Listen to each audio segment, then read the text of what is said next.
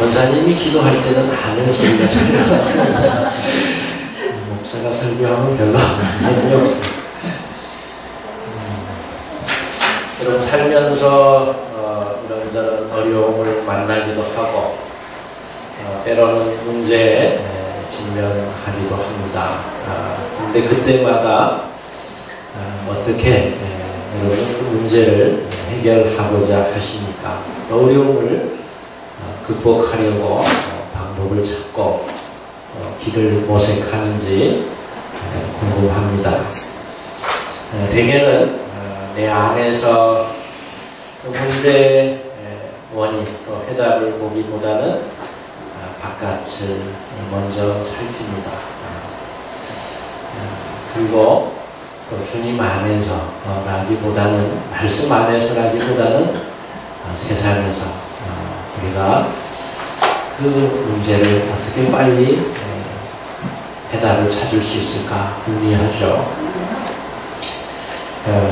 나 아닌 다른 사람에게서 나보다 좀 더 힘을 가졌고 나보다 인생 경험도 많고 이렇게 저렇게 머리를 굴리면서 당장 나에게 도움을 좀 줄 수 있는 사람, 그런 사람을 찾게 되고 기대고 의지합니다. 하나님을 믿는다 하면서도 눈에 보이는 것을 쫓게 되죠. 요즘은 보이지 않는 것이 보이는 것을 낳는다. 보이는 것은 보이지 않는 것에서 온다. 성경에도 있어요. 히브리서 11장 3절에 보면 보이는 모든 것은 보이지 않는 것에서 오는 것을 우리는 믿습니다. 그게 성도의 고백이죠. 하나님의 말씀, 하나님에게서 오기 때문에 그렇습니다. 보이는 것을 사실은 낳는 것, 또 보이는 것을 오히려 이기는 것은 보이지 않는 것, 그런 참된 가치, 그거를 중요하게 생각하는 그런 세상으로 조금씩 발전하고 있다고 생각이 듭니다. 그런데 왜 그렇게 하나님을 믿는다 하면서도 보이는 것에만 마음을 빼앗기고 살까? 그것은 우리 안에 믿음 없음이죠. 단적으로 우리가 하나님을 온전히 믿지 못하기 때문입니다. 그 믿음 없음에서 생겨나는 게 불안이죠. 불안이고 염려고 또 혹 일이 잘못되지 않을까, 또 내가 망신당하거나 수치당하지 않을까, 그리고 애써서 쌓아놓은 그 소중한 그런 명예, 또 그리고 자존심, 그런 것을 상실하지 않을까 하는 그런 두려움에 우리가 마음을 빼앗기고 살다 보니까 그렇습니다. 나 아닌 또 하나님 아닌 바깥에서 세상에서 사람에게 힘을 가진 자 앞에 굴복하게 됩니다.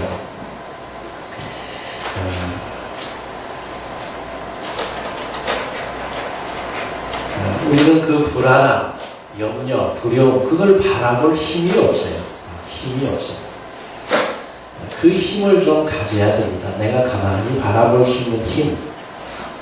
그냥 내 안에서 일어난 두려움, 또 불안함, 염려. 그게 우리의 연약한 실존인데 그걸 바라볼 수 있는 힘. 그리고 그 가운데 하나님이 어떻게 일하시는가. 그 하나님을 또 바라볼 수 있는 믿음. 그리고 하나님이 또 어떻게 이루어 가시는가. 그거를 또 이렇게 기다리고 소망할 수 있는 그런 인내. 그런 마음들이 우리에게 참으로 소중하다 생각합니다. 이스라엘 백성들의 모습이에요. 그게 우리의 실상이기도 하고요. 이스라엘 하면 늘 그 작은 나라, 우리도 참 작은 나라죠. 주변에 강대국들에 둘러싸여 있습니다. 저 위쪽으로는 아수르, 또 바벨론, 또 이쪽 요단강 건너편으로는 여러 나라들이 있죠.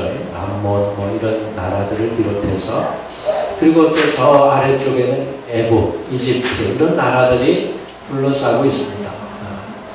그래서 강대국들의 늘 그런 위협을 받고 침공을 받죠. 그때마다 어떻게 했느냐? 그들이 유일신이라고 믿고 절대자라고 믿었던 하나님, 그분을 바라보고 기대기보다는 먼저 강대국들을 찾아가요. 아수르가 침공했을 때 이집트에게 찾아가서 조공을 바칩니다. 그게 오늘 본문의 그런 그 처음에 그 정황이에요. 가서 손을 벌려요. 어떻게 좀 우리를 도와달라. 우리가 이렇게 지금 공공에 처했는데 우리에게 좀 힘을 실어달라라고 요청을 했습니다.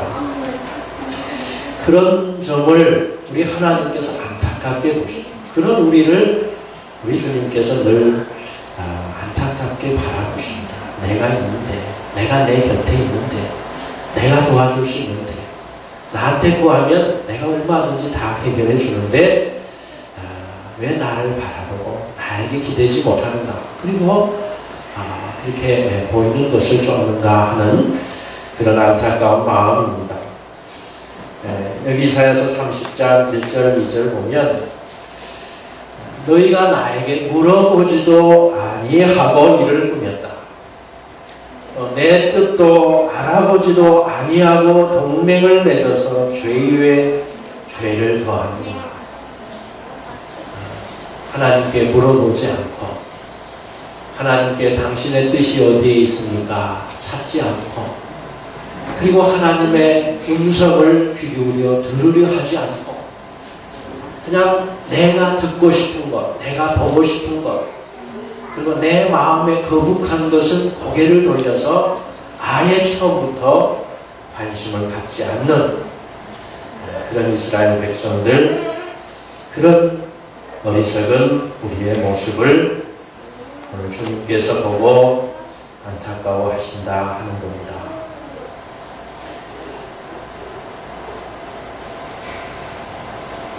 그런데 그 결국이 어때요? 사람을 의지하고 권력을 쫓아갔을 때 그 결과가 여기 3절 7절에 보면 부끄러움을 당하게 되리라. 도리어 무한하게 되리라.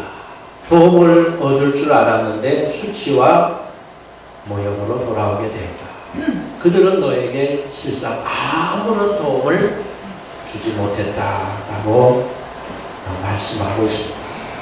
실제 그렇지 않습니까?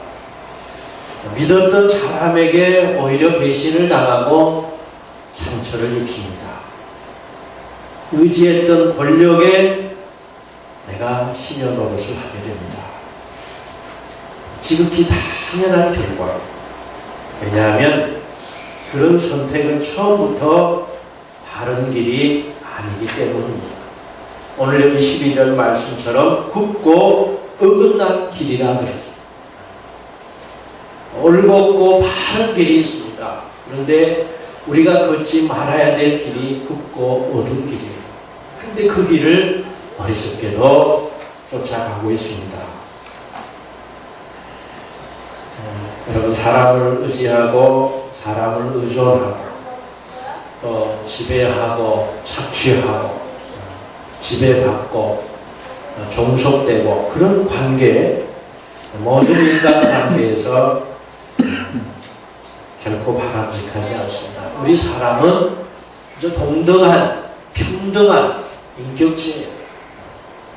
서로 존중하고 또 서로 소중히 여기고 사랑하고 돕는 그런 관계지, 누가 누구를 지배하고 누가 누구의 위에 있고 아래에 있고 그런 인간 관계 아닙니다. 거기에서부터 모든 세상 질서가 파괴되기 시작합니다. 하나님께서 우리 사람을 지으실 때는 동등한 인격체로 빚어주셨습니다. 그것이 창조의 목적입니다. 그런데 그 목적에서 벗어나서 의존하는 관계가 되면서부터 상처를 입고 심지어 원수가 되기도 합니다. 나중에 가서는 더욱 외로운 존재로 남는다. 오늘 여기 17절 하반절에 보면 결국 너희는 산 꼭대기에 남은 외로운 깃대 언덕 위에 홀로 남은 신호대처럼 되리라. 사람을 의지했어요. 보이는 것을 따랐어요. 당장 나에게 도움이 될 것 같은 권력에 내가 빌붙어 살았어요. 그런데 그럴수록 나는 외롭게 되더라. 홀로 남게 되더라 하는 것입니다. 근데 사실 그 자리에 가는 것도 은총입니다. 그 자리에 갔을 때 비로소 막다른 길목에서 막다른 벼랑에서 바라보고 의지할 분은 하나님이구나. 그것을 깨달으면 그게 곧 하나님의 은혜죠. 성경은 우리에게 하나의 길을 말씀합니다. 우리가 추구해야 될 영성의 길입니다. 오늘 15절 우리 다 같이 한번 읽겠습니다. 저는 이사야 말씀을 한 주 내내 그냥 묵상하고 또 읽고 그렇게 이사야를 다 읽으면서 얼마나 마음에 감동이 됐는지 모릅니다. 그 가운데 15절 말씀이 더욱 마음에 와닿았습니다. 함께 읽습니다. 그러므로 이스라엘의 거룩하신 분 주 야훼께서 말씀하신다. 마음을 돌려 진정하는 것이 구원받는 길이다. 고요히 믿고 의지하는 것이 힘을 얻는 길이다. 아멘. 먼저 마음을 돌려 진정하라. 마음을